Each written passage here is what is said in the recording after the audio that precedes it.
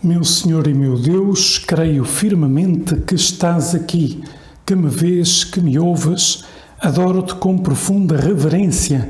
Peço-te perdão dos meus pecados e graça para fazer com fruto este tempo de oração.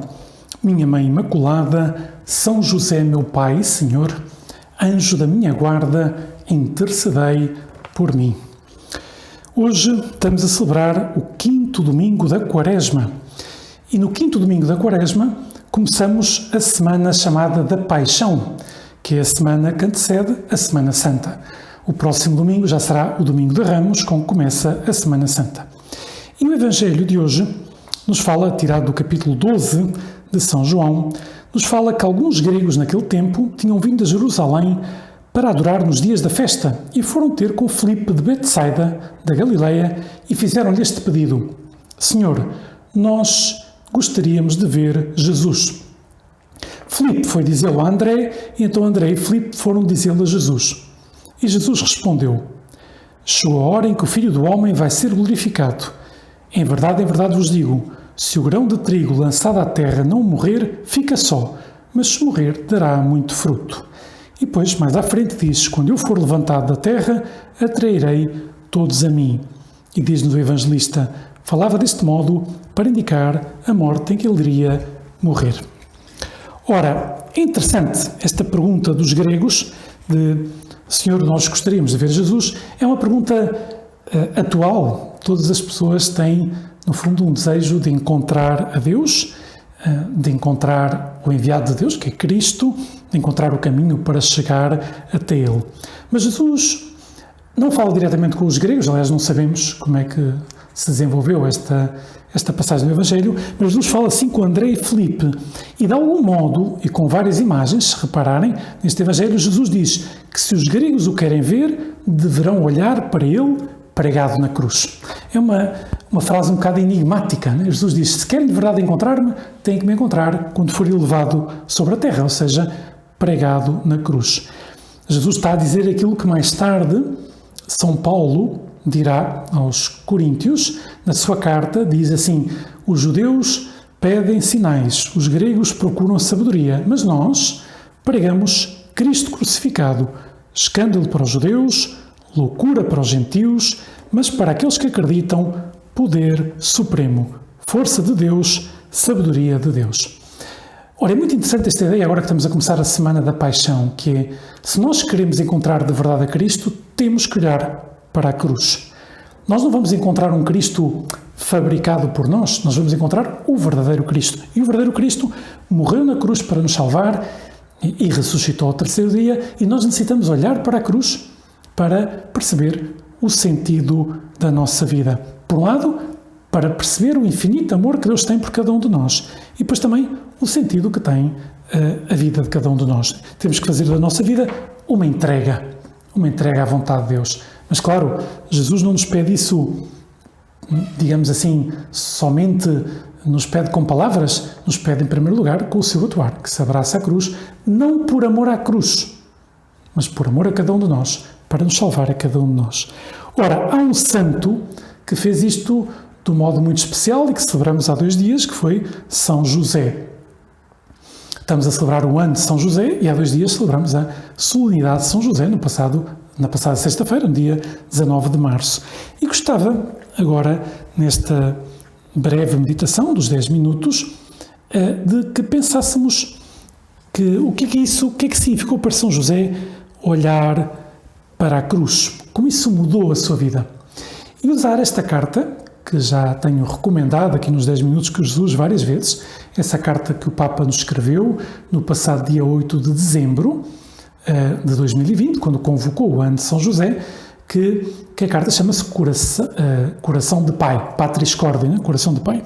E depois o Papa vai falar de que São José era pai amado, pai com coragem criativa, e há um desses subtítulos, que são 7, em que era aquele que queria centrar esta breve meditação, que é Pai na Sombra.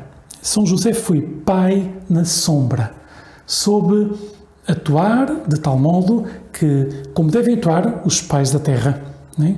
Que querem o bem dos seus filhos e querem que eles se tornem independentes e prepará-los para a vida. Aliás, o Papa até diz nessa passagem da carta que o ideal de um pai é tornar-se inútil. É uma frase forte, mas o Papa explica o que é isso, tornar-se inútil.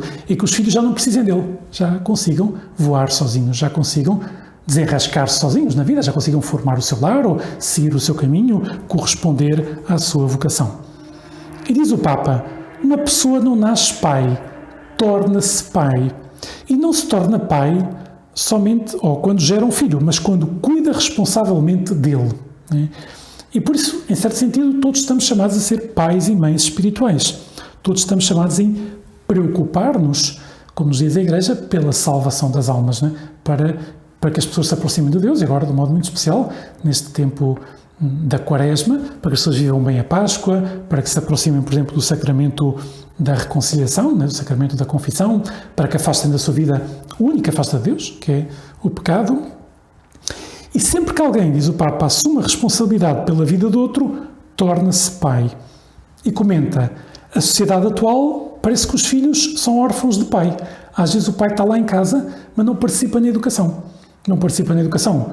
Ou porque o pai acha que não tem jeito para isso, coisa que é um erro crasso, ou porque a própria mãe acha que o pai também não tem jeito para isso e acha que pode educar os filhos sozinha, que também é um erro, porque as crianças necessitam de um pai e de uma mãe. E diz o Papa, a própria Igreja, hoje em dia, necessita de pais.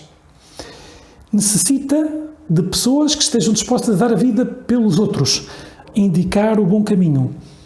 Por um lado, sem dúvida nenhuma, compreender, como o Papa diz também nesta carta, que temos de ter ternura pelas nossas misérias, sem dúvida nenhuma, e compreender as nossas misérias, mas não pactuar com elas, lutar. Isso diz um pai. Um pai diz, tens que esforçar-te por vencer isto, por vencer aquilo.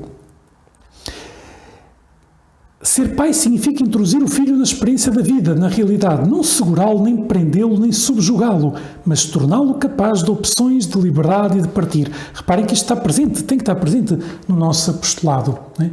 Nós temos de ser pessoas que ajudam os outros a encontrar a Cristo, que põem os outros frente a frente com Cristo e que não se põem no centro. Reparem, o apostolado cristão é aproximar as pessoas de Cristo, não de nós mesmos. E isto devemos brilhar em São José, pai na sombra. Ou seja, José ensina Jesus a perceber a ternura de Deus. Né? Diz o Papa, de algum modo ele já é o próprio Deus feito homem, mas enquanto homem, a perceber a ternura de Deus Pai. Jesus quis ter um pai na terra e quis que essa figura fosse assumida por São José. Né? Que José fizesse as vezes de pai, não sendo, evidentemente, porque sabemos que Nossa Senhora concebeu virgem, não é? E concebeu por obra do Espírito Santo, mas José fez as vezes de pai. Interessante, porque aqui em Portugal nós celebramos o Dia do Pai, precisamente no dia 19 de março, mas estamos a celebrar o Dia do Pai num dia de uma pessoa que não foi pai, em sentido biológico, mas foi profundamente pai em sentido espiritual, coisa que estamos chamados, todos nós, a ser. Jesus colocou no centro da sua vida Maria e Jesus. A felicidade de José, ou melhor, José colocou no centro da sua vida Maria e Jesus. A felicidade de São José não se situa na lógica do sacrifício de si mesmo, mas no dom de si mesmo. O mundo necessita de pais, mas rejeita dominadores. Isto que é preciso meditar, né, que nos diz o Papa. Uma coisa é querer ser pai, outra coisa é querer ser dominador. Né? Rejeita aqueles que confundem, por exemplo, a autoridade com o autoritarismo. Nós, se estamos perto de Deus, temos uma certa autoridade para ajudar os outros a aproximar-se de Deus, mas isso não é a mesma coisa que ter autoritarismo, usar de um modo arbitrário essa autoridade. Nós necessitamos ser força, mas essa força é sempre para construir, não é para destruir, diz o Papa. Né? Temos de ser fortes na fé, mas é uma fortaleza delicada que sabe compreender que os outros estão longe de Deus e que sabe ajudar, mediante argumentos, mediante a amizade sincera, os outros a encontrarem Deus, porque cada pessoa tem que encontrar o próprio Deus.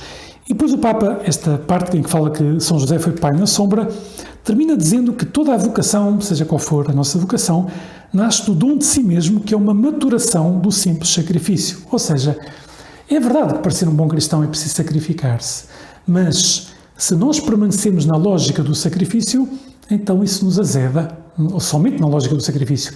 Temos que passar para a lógica do dom, que existe sacrifício, mas é algo mais do que isso.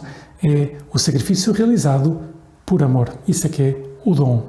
Quando uma vocação não chega à maturidade do dom de si mesmo, seja a vocação de pai, de mãe, de sacerdote, de uma pessoa completamente entregue a Deus, sem mediação do amor humano, seja qual for o caminho, se nós não percebemos que o sacrifício, né, tem que chegar ao dom e ficamos apenas na lógica do sacrifício, diz o Papa, em vez de significar beleza, alegria e amor, corre o risco de exprimir infelicidade, tristeza, frustração.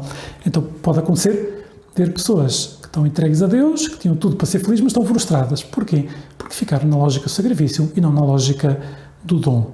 Bem, vamos terminar esta meditação, pois pedindo a São José, Pai na sombra, que é verdade que a vida cristã exige sacrifício, mas não fiquemos só na lógica do sacrifício, mas sim na lógica do dom. E a lógica do dom é a lógica do sacrifício vivido por amor a Deus e por amor ao próximo.